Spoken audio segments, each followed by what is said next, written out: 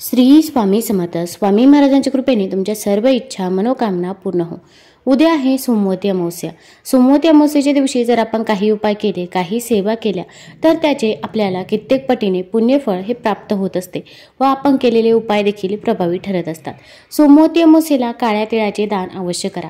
यामुळे पितृदोष दूर होतो आणि तुमच्यावरती पितरांची कृपा राहते. त्यामुळे तुम्ही जीवनात प्रगती करता. तुम्ही काळे तीळ मंदिरातही दान करू शकता.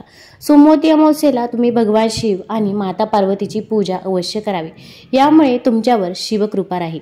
या दिवशी भगवान शिव आणि माता पार्वतीला शंख, नारळ आणि केतकीची फुले अवश्य अर्पण करावी. हिंदू धर्मात पिंडदानाला फार महत्त्व आहे. काही कारणांनी जर तुम्ही पितरांचे पिंडदान केले नसेल तर सोमवती अमावस्येला पिंडदान अवश्य करावे.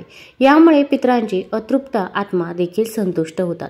तसेच या दिवशी आपल्याला पितरांची जेवढी सेवा करता येईल तेवढी सेवा करायची आहे की ज्यामुळे आपला पितृदोष देखील दूर होतो व आपल्या घरामध्ये सुख, शांती, समृद्धी येत असते. जीवनात कोणत्याही पशुपक्ष्याला त्रास देऊ नका. एखाद्या असहाय्य जीवाला त्रास दिल्याने राहूचा प्रकोप वाढतो. विशेष करून सोमवती अमावस्येला तुम्ही कावळा, कुत्रा, गाय, म्हैस अशा कोणत्याही जीवाचा अपमान करू नका. अमावस्येच्या दिवशी पशुपक्ष्याच्या खाण्याची आणि पाण्याची व्यवस्था अवश्य करा. यामुळे पितृ हे प्रसन्न होतात. आता आपल्या आयुष्यामध्ये अनेक अडचणी, अडथळे, संकटे असतात आणि ते काही संपायचं नाव घेत नाही. आता संकट येणारच नाही असं तर होणार नाही, पण आपण संकटाचा वेग मात्र नक्कीच कमी करू शकतो. तसेच आपण मेहनत तर घेत असतो, पण मेहनतीचे देखील आपल्याला पाहिजे तसे फळ हे मिळत नाही. मग आपल्या कष्टाला नशिबाची साथ मिळण्यासाठी, आपल्या आयुष्यातील दुःख, दारिद्र्य, गरिबी दूर होण्यासाठी या दिवशी कोणते उपाय करावे, कोणत्या सेवा कराव्या याबद्दलची सर्व माहिती आपण आज या व्हिडिओमधून जाणून घेणार आहोत. तत्पूर्वी तुम्ही चॅनलवरती नवीन असाल तर चॅनलला लाईक करा व सबस्क्राईब देखील करा. कमेंटमध्ये श्री स्वामी समर्थ किंवा ओम नमो भगवते वासुदेवाय लिहायला विसरू नका. आता या सोमवती अमावस्येच्या दिवशी आपण सकाळी लवकरच उठायचं आहे. अगदी तुम्ही ब्रह्ममुहूर्तावरती उठले तरी पण चालेल. ब्रह्ममुहूर्तावरती आपण जी काही पूजा करतो, सेवा करतो, त्या सेवेचे आपल्याला अगणित फळ हे मिळत असते. आता एखाद्या व्यक्तीला नोकरीमध्ये समस्या येत असेल, नवीन नोकरी मिळत नसेल किंवा नोकरीमध्ये प्रमोशन मिळत नसेल तर अशा व्यक्तीने सोमवती अमावस्येच्या दिवशी एक उपाय करायचा आहे. आपण जेव्हा पूजा करत असतो तेव्हा पूजेच्या ठिकाणी आपल्याला एक स्वच्छ लिंबू ठेवायचा आहे. लिंबू हे खराब झालेलं असेल किंवा अगदी काळवंडलेलं लिंबू असेल तर असं लिंबू आपल्याला घ्यायचं नाही. स्वच्छ पिवळ्या रंगाचं लिंबू आपल्याला घ्यायचं आहे. प्रथम देवघरामध्ये एक दिवा प्रज्वलित करायचा आहे.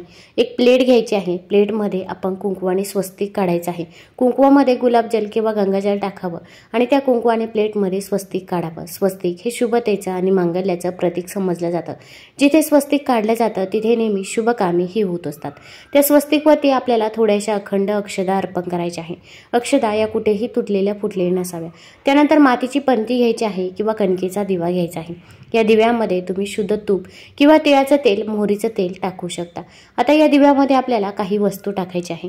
तर आपण एक लवंग टाकायचं आहे. लवंग हे साबूत असावं, कुठेही तुटलेलं फुटलेलं नसावं, त्याला पुढे फूल देखील पाहिजे असं लवंग त्या दिव्यामध्ये टाकायचं आहे. तसेच एक हिरवी वेलची देखील घ्यायची आहे.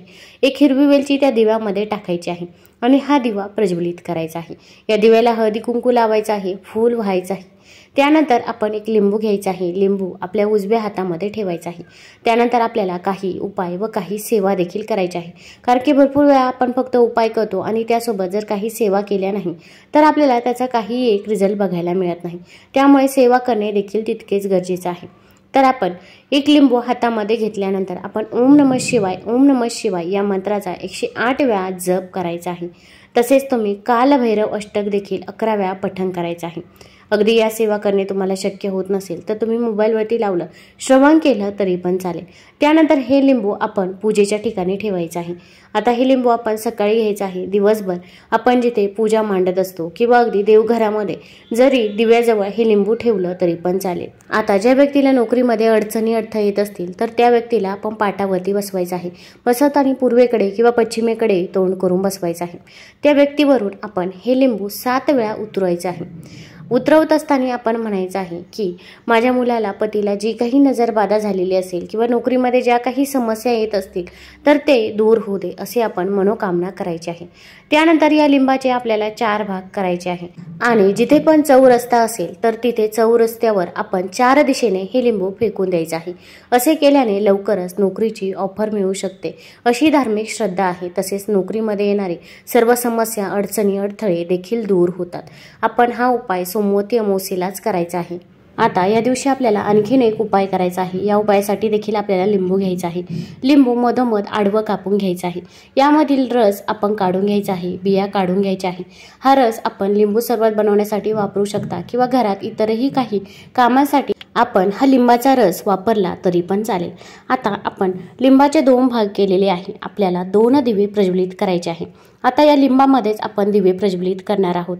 आपण एका प्लेटमध्ये थोडेसे तांदूळ ठेवायचे आहे। तांदळावरती आपण हळदी कुंकू अर्पण करायचे आहे। तुमच्या घरामध्ये जर विड्याचं पान असेल तर त्या प्लेटमध्ये विड्याचं पान ठेवावं, पानावरती तांदूळ ठेवावे आणि त्यावरती आपण हा लिंबाचा दिवा ठेवायचा आहे। आता लिंबाखाली अगदी तुम्ही पंतीचा देखील वापर करू शकता। त्यानंतर आता आपण दोन्ही दिव्यांमध्ये दुहेरी वातीची एक वात तयार करून ठेवायची आहे। आता ही वात ठेवल्यानंतर आपण या वातीला हळदी कुंकू लावायचं आहे। तसेच आता यामध्ये आपण मोहरीचं तेल टाकू शकता किंवा मोहरीचं तेल जर घरामध्ये नसेल तर तिळाच्या तेलाचा किंवा शुद्ध तुपाचा वापर केला तरी पण चालेल। आता यातील एक दिवा आपल्याला घराच्या दक्षिण दिशेला प्रज्वलित करायचा आहे। घराच्या बाहेर जाऊन दक्षिण दिशेला हा दिवा प्रज्वलित करू शकता किंवा घराच्या बाहेर जर दक्षिण दिशेला हा दिवा तुम्हाला जर प्रज्वलित करणे शक्य नसेल तर तुम्ही घरामध्ये दक्षिण दिशेकडे तोंड करून हा दिवा प्रज्वलित करू शकता। या दिव्यामध्ये आपल्याला 2 लवंगा टाकायच्या आहे। लवंगा या साबूत असाव्या, कुठेही तुटलेल्या फुटलेल्या नसाव्या, त्यांना पुढे फूल देखील पाहिजे। अशा 2 लवंगा आपण या दिव्यामध्ये टाकायच्या आहे। त्यानंतर आपण पितरांकडे क्षमा प्रार्थना मागायची आहे। आपण पितरांना म्हणायचं आहे, जर माझ्याकडून काही चूकभूल झाली असेल, घरातील लहान्याकडून मोठ्याकडून जर काही चुका झाल्या असेल तर त्याबद्दल आम्हाला माफ करावे, पण इथून पुढे माझ्याकडून जशी सेवा होईल तशी मी तुमची सेवा नक्की करेन, असे आपण पितरांना म्हणायचं आहे। त्यानंतर आपण आपल्या पितरांचे स्मरण करायचे आहे। तुम्हाला तुमच्या पितरांची नावं आठवत असतील तर त्यांची तुम्ही नावं घेतली तरी पण चालेल। ओम पितृदेवताय नमः, ओम पितृदेवताय नमः या मंत्राचा जप देखील आपण तिथे बसून 108 वेळा करायचा आहे किंवा अगदी म्हणणे शक्य होत नसेल तर मोबाईलवरती लावून दिलं, श्रवण केलं तरी पण चालेल। पण या दिवशी आपण पितरांची सेवा करणे अत्यंत गरजेचं आहे। आता हा उपाय कोण करू शकतं तर घरातील कोणत्याही व्यक्तीने हा उपाय, ही सेवा केली तरी पण चालेल। शक्यतो तरी वडीलधारी व्यक्तींनी हा उपाय केला तर अतिउत्तम होईल। फक्त मासिक धर्म असेल किंवा सूतक असेल तर या काळामध्ये आपल्याला हा उपाय, ही सेवा करता येणार नाही। हा दिवा आता जेवढ्या वेळ प्रज्वलित राहील तेवढ्या वेळ राहून द्यायचा आहे। त्यानंतर दुसऱ्या दिवशी हा दिवा तिथून उचलायचा आहे आणि तुम्ही वाहत्या पाण्यामध्ये प्रवाहित करू शकता। आता त्यानंतर आपण दुसरा एक दिवा तयार केला होता, तो देखील लिंबाचाच दिवा होता। या दिव्यामध्ये तुम्ही शुद्ध तूप किंवा तिळाचं तेल, मोहरीचं तेल टाकू शकता। या दिव्याला आपण हळदी कुंकू लावायचं आहे आणि असा दिवा आपण आपल्या मुख्य दरवाजाच्या बाहेर प्रज्वलित करायचा आहे। आता मुख्य दरवाजाच्या बाहेर तुम्ही अशा प्रकारचे 2 दिवे दोन्ही साईडने देखील प्रज्वलित करू शकता। अगदी या अमावस्येला शक्य झाले नाही तर पुढच्या अमावस्येला देखील तुम्ही प्रज्वलित करू शकता। आपण जर अमावस्येच्या दिवशी असे 2 दिवे आपल्या मुख्य दरवाजाच्या बाहेर प्रज्वलित केले तर आपल्या घरामध्ये सुख, शांती, समृद्धी येते। माता लक्ष्मीचा वास हा आपल्या घरामध्ये सदैव राहतो। आपल्या घरामध्ये कधीच पैशाची कमतरता ही भासत नाही, तसेच इडापिडा, नजरबाधा देखील आपल्या घरापासून दूरच राहते। त्यामुळे असे 2 दिवे जरूर प्रज्वलित करावे। आता हे 2 दिवे मुख्य दरवाजाच्या बाहेर प्रज्वलित करू शकता किंवा आतमधल्या साईडने प्रज्वलित केले तरी पण चालेल। पण जर आतमधल्या साईडने प्रज्वलित केले तर आपल्याला मुख्य दरवाजा हा उघडा ठेवायचा आहे। आता यानंतर काही सेवा देखील करायची आहे। तर आपण महालक्ष्मी अष्टकम 11 वेळा म्हणायचं आहे। तसेच कालभैरव अष्टकम देखील आपण 11 वेळा म्हणायचं आहे। अगदी म्हणणे शक्य नसेल तर मोबाईलवरती लावून दिलं, श्रवण केलं तरी पण चालेल। पण या दिवशी आपण या सेवा जरूर कराव्या, ज्यामुळे माता लक्ष्मीचा आशीर्वाद हा आपल्याला मिळतो। तुम्हाला जर हा व्हिडिओ आवडला असेल तर चॅनल लाईक करा, सबस्क्राईब करा। धन्यवाद।